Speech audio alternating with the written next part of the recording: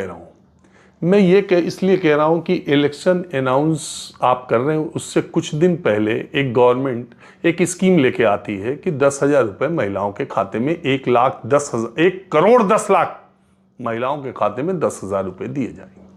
वो एक बार में 21 लाख लोगों के अकाउंट में ट्रांसफर करती है और उसके बाद चुनाव घोषित हो जाता है।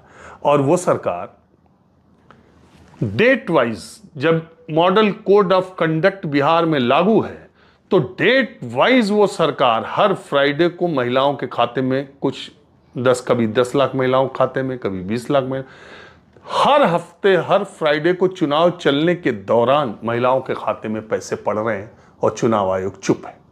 वो चुनाव आयोग देख रहा है। चुनाव आयोग ये नहीं, क्या कहते हैं, पॉलिटिकल पार्टीज को लेवल प्लेइंग फील्ड मुहैया कराने का काम इलेक्शन कमीशन का। अब आप बताइए, परसों चुनाव होना है और फ्राइडे के अकाउंट में अगर 12 लाख महिलाओं के अकाउंट में 10,000 आया है और वो पांच महिला से कहती है कि मेरे 10,000 आ गए, तुम्हारे कब आएंगे? मेरे तो नहीं, कहे तुम्हारे अगले आ जाएंगे, नीतीश जी की सरकार रहेगी तो अभी तो तुम्हारे चुनाव से पहले ही आ जाएंगे और तुम्हारे भी आ जाए। फॉर्म भर दिया, देखो हमने भरा था, हमारा पिछली बार नहीं आया, इस बार आया तो तुम्हारा अगले वीक आएगा और तुम्हारा अगले वीक आएगा। तो 1,10,00,000 के अकाउंट में आप पैसे डाल रहे हो और उसको एक महिला 4 महिला से कम कह रही है, तो 4 करोड़ तक जा रहा है ना बात। 3 करोड़ तक बात जा रही है ना कि पैसा आने वाला है, मेरा आगे तुम्हारा आएगा या अब आने वाला है। और इलेक्शन कमीशन मूक दर्शक बन करके यहां अशोक रोड पर बैठ करके तमाशा देख रहा है। पैसे ट्रांसफर होते जा रहे हैं। ऐतराज इस बात पर भी नहीं है। ऐतराज इस बात पर है कि इससे पहले की गैर बीजेपी सरकारों की ऐसी योजनाओं को चुनाव आचार संहिता लागू होने के बाद इलेक्शन कमीशन ने रोका भी है।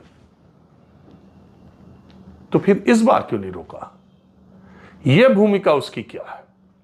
अगर आप हरियाणा और महाराष्ट्र के चुनाव की बात करते हैं, मैं राहुल गांधी जो वोट चोरी की बात करते हैं, उनके तर्क, उनकी टीम, उनकी बातों, उस पर मैं नहीं जाता हूं। चुनाव आयोग को जवाब देना चाहिए।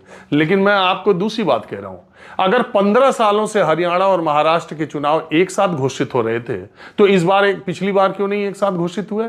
क्यों महाराष्ट्र की सरकार को यह फैसला लेने का कि वो लाड़की बहना योजना के तहत महिलाओं के खाते में पैसा डालेगी?